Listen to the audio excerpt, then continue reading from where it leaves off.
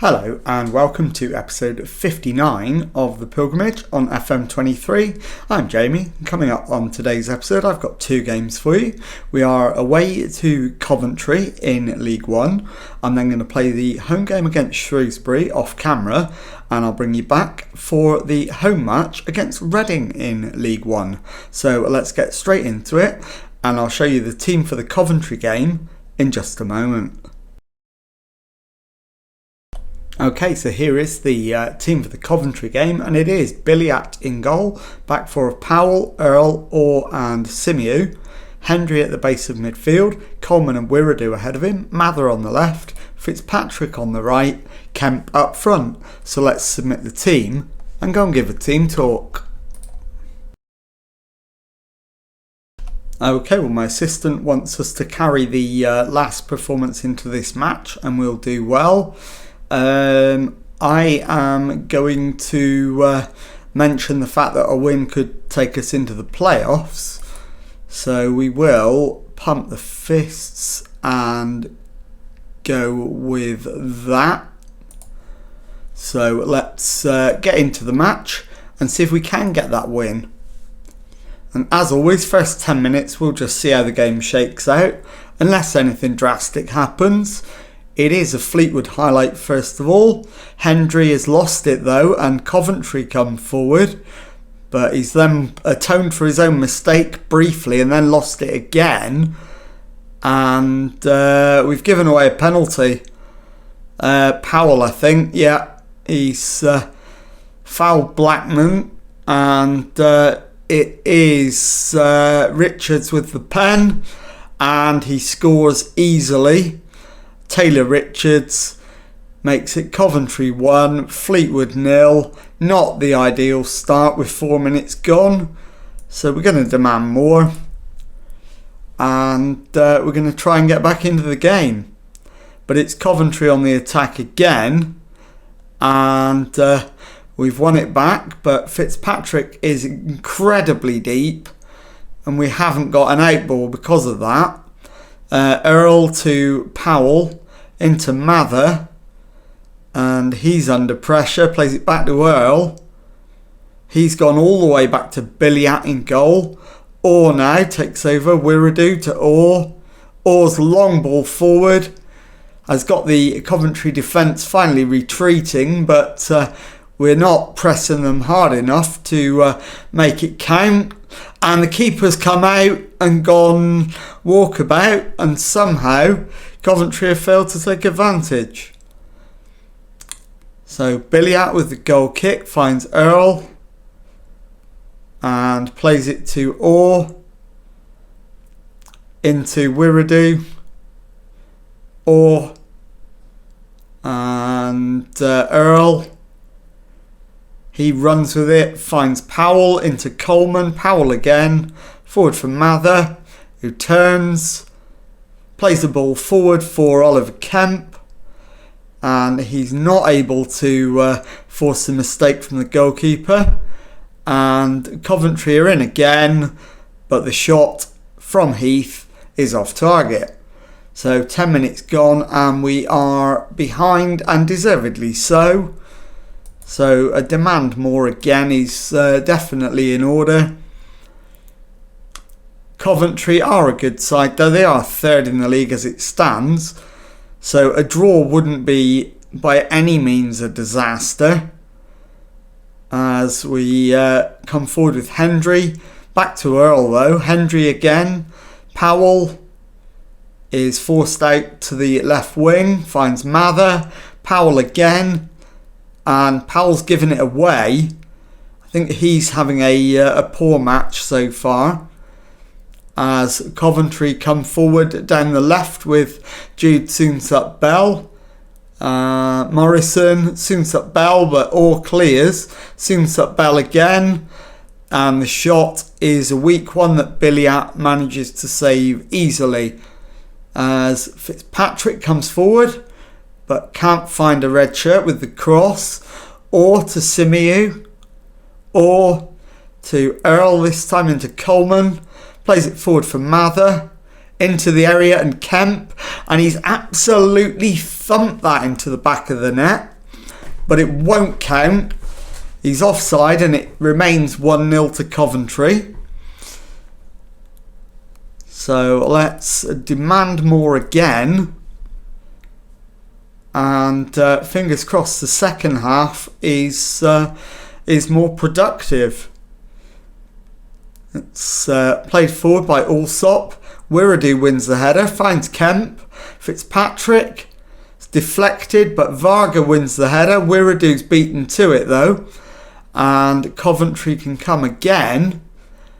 Soonsup Bell to Wells Morrison, back to Dunn, into Brown, under pressure finds Hughes, finds Richards under no pressure at all, back to Hughes, who launches it for Varga, and Varga plays it back to Richards, who crosses it in. The header hits the woodwork, and it's out of play for a goal kick to Fleetwood.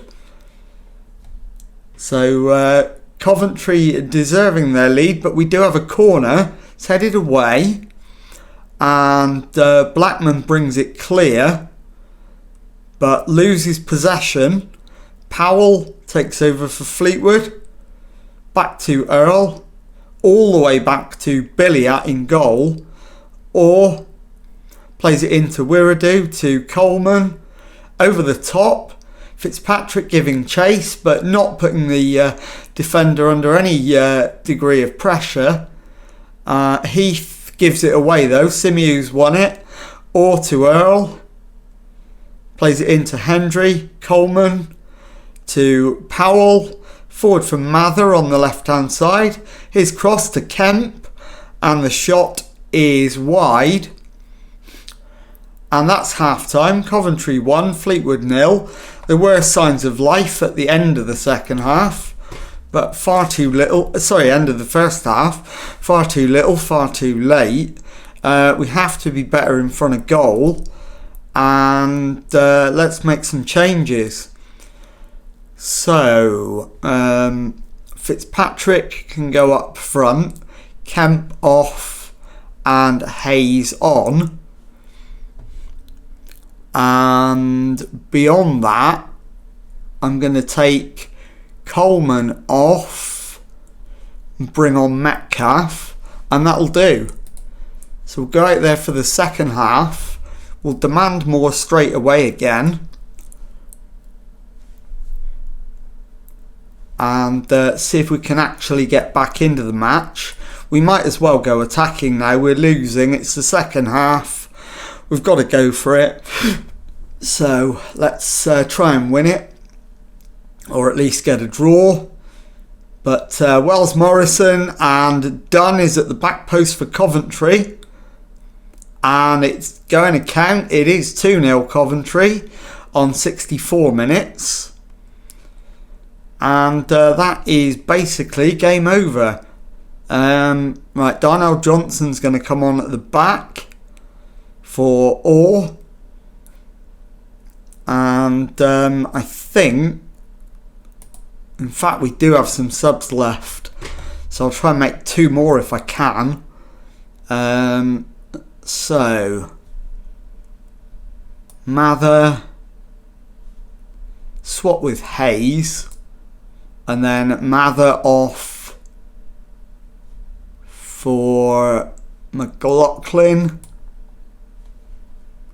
And at the back, we will do Michael Stickland for Dinell Simiu, and then we'll put Donnell Johnson to right back, and that'll be our 5 changes. So we've got 8 minutes to try and salvage something. It's Hendry with a free kick. Header away, but Wiredu collects. Forced backwards, finds Powell. Wiredu to Johnson. Stickland. Johnson plays it forward for McLaughlin, who turns away from his man. Can he get the cross in? Yes, he can. Deep one for Hayes. Powell to Metcalf, and the shot ripples the net, but on the roof of the net rather than the back of it. And it remains 2-0 as we enter the final minute of the 90. And that is the full-time whistle. Coventry City 2, Fleetwood Town 0. I'll be back in a moment with the second match of today's episode. Okay, well, as you can see, we drew the game off camera with Shrewsbury 0-0 at home. And before we got to the Reading game, I have got some news in my inbox that we've been invited for an interview at Ipswich Town. So instead of that game against Reading, I'm going to show you the interview for the Ipswich job. So let's get straight into it. And so welcome, we're glad you've come along to discuss our plans for the club's vision should we decide to hire you. So let's go and talk to them and find out what they've got to say. It's great to be here. Let's get started. You've developed a reputation for applying for other jobs while still employed. What's all that about? I'll always put my own best interests first. Would you agree your handling of the media has been mediocre at best?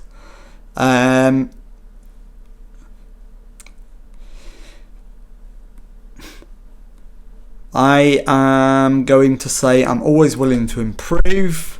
You've previously been embroiled in media controversies, citing your inability to command the support of your players.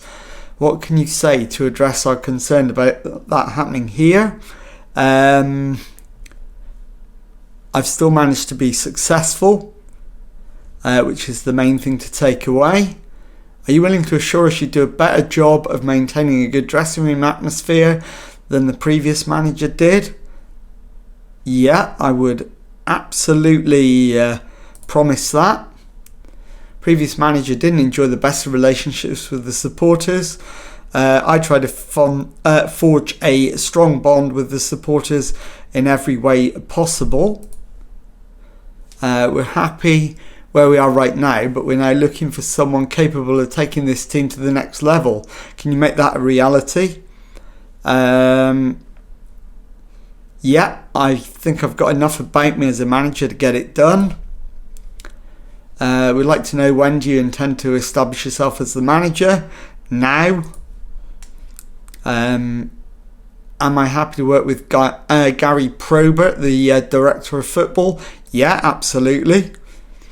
What sort of budget are you anticipating needing to put together your backroom team? Well, I'm not going to bring my team from Fleetwood, so none. So I won't need a budget. If you emerge as a successful candidate, you'd be expected to adhere to the club's vision for the future. We're interested to hear your comments if you have any. Sign players under the age of 23, good. Defensively solid football, that's required at my current club. Set pieces, not ideal, but okay. Work within the wage budget, absolutely, we need to do that. Grow the reputation, well, if we get promoted, we'll do that. 1 year contracts for over 33s, 2 for over 31s, that's fine. Top half League One finish and keep that going. That should be more than easy. So perfectly acceptable. And that's fine. What's next? Any requests? No, I'm good. And that concludes the interview. So I'll leave you there and I'll come back with the close of the episode. Okay, well, as you can see, there is a news item relating to my interview with Ipswich, and apparently they are increasingly impressed with my credentials as the process has developed. So what I propose is that I will come back as soon as I've got an answer from Ipswich, and it'll either be farewell to Fleetwood, or I'll show you 2 matches from Fleetwood Town if we're unsuccessful at Ipswich. And if you've enjoyed that, please leave a nice thumbs up on there for me. Subscribe to the channel for Monday to Friday Football Manager videos. Thank you very much indeed for watching, and goodbye.